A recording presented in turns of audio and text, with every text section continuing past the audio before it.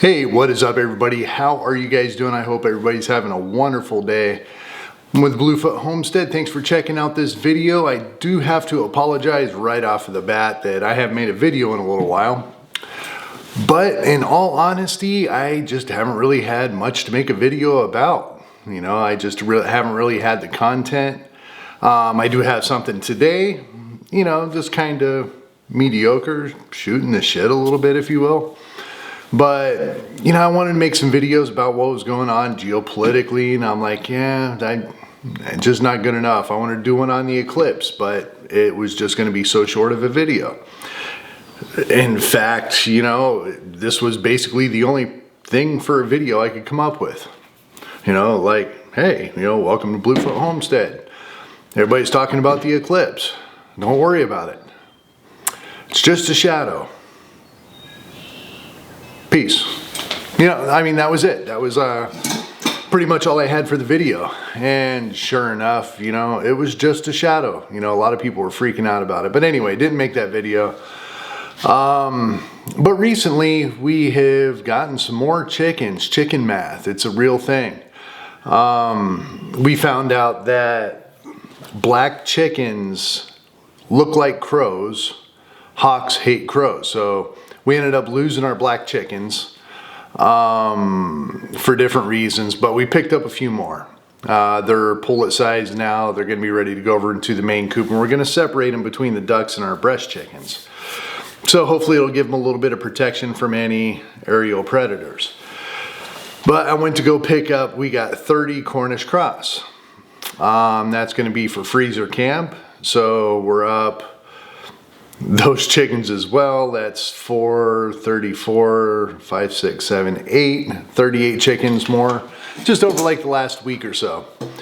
Also picked up a couple silkies just because we have never had silkies, and silkies are just goofy little chickens, you know.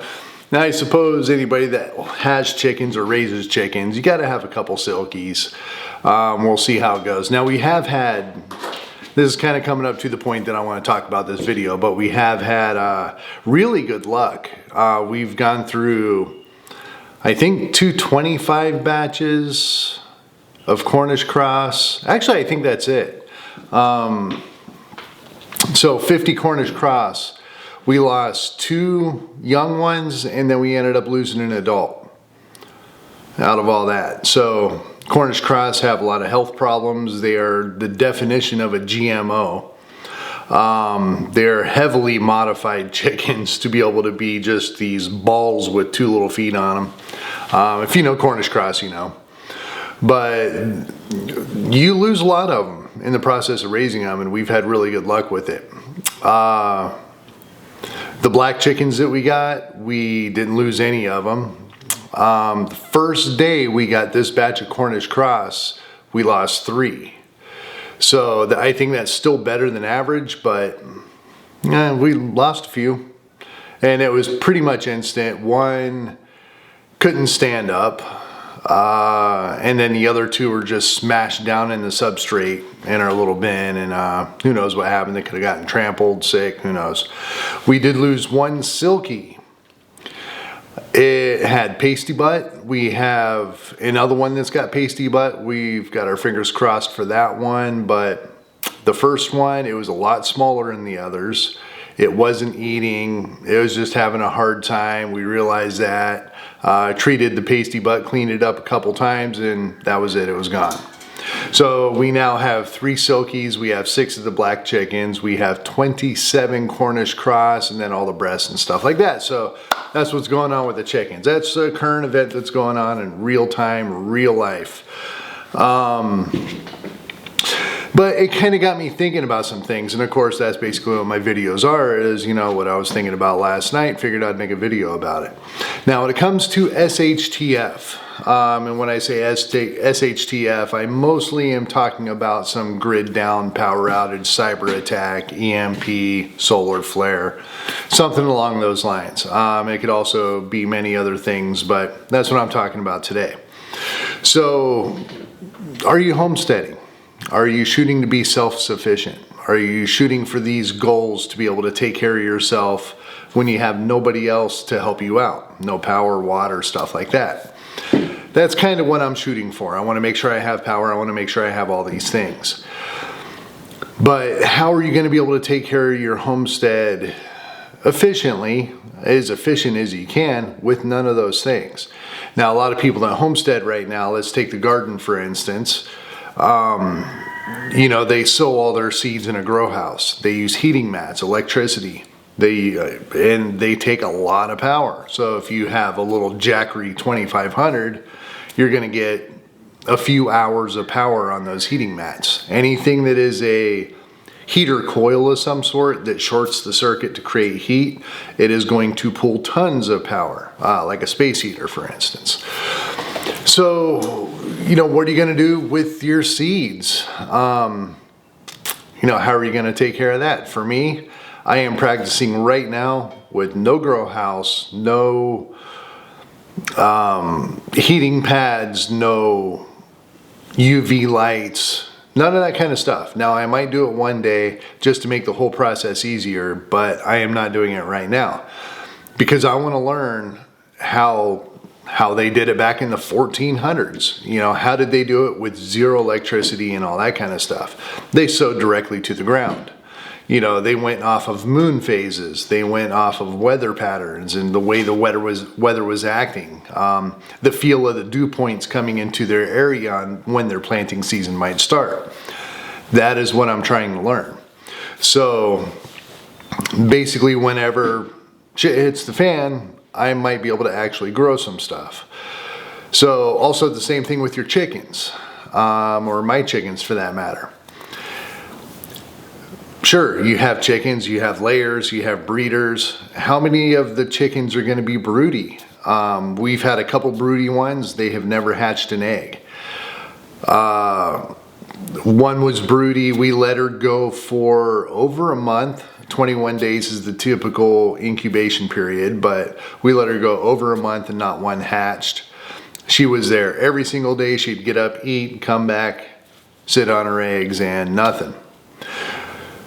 So what are you going to do? That one I'm a little confused on. Can you train a chicken to be broody? I don't think you can. I think it's just kind of an instinctual thing that they have or they don't.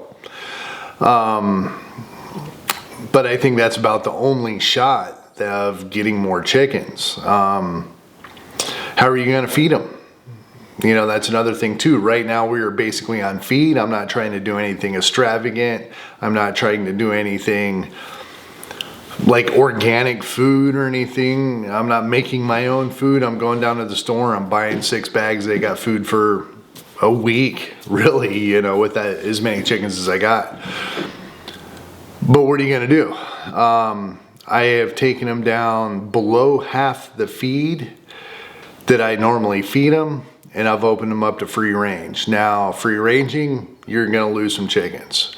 They're going to be exposed to the elements, exposed to predators, much more than if they were kind of kept within their area. Now, the coop that I have and the run that I have is basically open ranging them, free ranging them. They have so much grass in that area. I mean, it's the size of an apartment that they can roam around and pick through and get bugs and stuff like that.